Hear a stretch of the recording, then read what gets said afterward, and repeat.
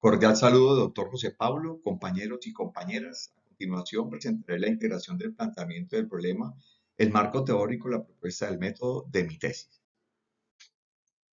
Contextualizando el tema de la tesis, pues observamos que a nivel internacional, a nivel nacional y local, surge la necesidad de intervenir una problemática pedagógica que persiste en básica secundaria y se relaciona con el bajo desempeño de las matemáticas. Existe un panorama muy complejo. A nivel internacional, el Banco Mundial expresa que hay niños que no comprenden un texto simple. Además, la UNESCO relaciona la dificultad con la resolución de problemas. A nivel nacional encontramos datos que reflejan la dificultad del sistema educativo para consolidar avances estructurales en el aprendizaje de matemáticas, pero también a nivel regional, las pruebas saber y los diagnósticos educativos pues muestran una realidad bien latente en cuanto a esta problemática. Mi estudio se titula Efectos de una intervención con ABP en creencias matemáticas y rendimiento académico en estudiantes de noveno de Neiva.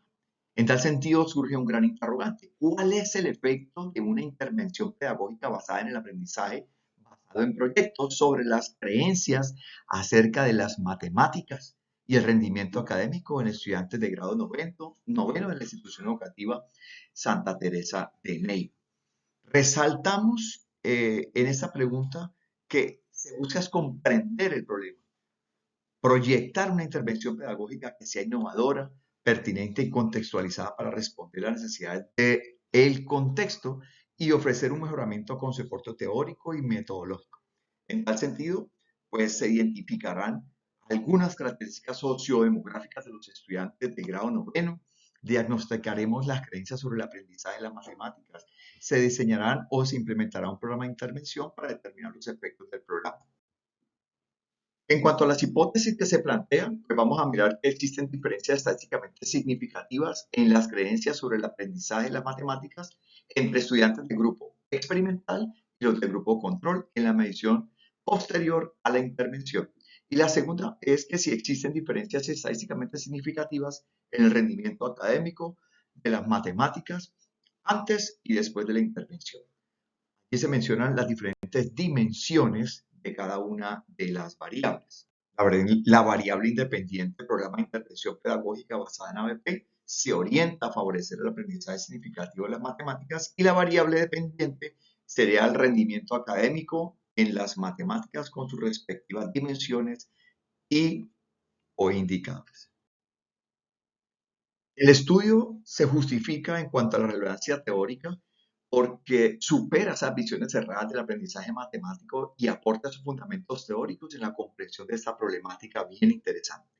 En cuanto a la aportación social, es útil para que las instituciones escolares pues, analicen el efecto de esa intervención pedagógica y pueda transformar esas creencias sobre el aprendizaje de la matemática, fortaleciendo también el desempeño académico. Y en cuanto a la aportación de la metodología, pues el cuestionario sobre las creencias de la matemática nos va a garantizar que ese análisis pues se realice sobre unas bases metodológicas que son sólidas y que aportan evidencia empírica en el campo de la educación. En cuanto al marco teórico de mi tesis, pues propongo cuatro aspectos bien importantes, como los fundamentos teóricos del constructivismo de Vygotsky, el aprendizaje significativo de Ausubel. Además, en cuanto a la psicología cognitiva del aprendizaje en el aula, Pasi Stavi habla de los procesos cognitivos y el aprendizaje de los escolares. La conceptualización sobre las creencias del aprendizaje de las matemáticas, la conceptualización del rendimiento académico y la intervención pedagógica que es basada en ABP. Hay varios ponentes que estructuran su aporte teórico en mi tesis y que están relacionadas allí. ¿Para qué? Pues la idea es relacionar, ¿cierto?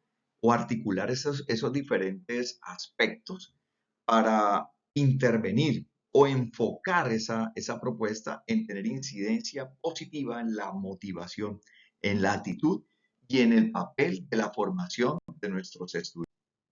En cuanto al análisis de referencia, nos encontramos con una serie de actores, con unos estudios empíricos a nivel internacional, nacional y local, que referencian las creencias de las matemáticas y el rendimiento académico con ABP, condicionados por algunos factores.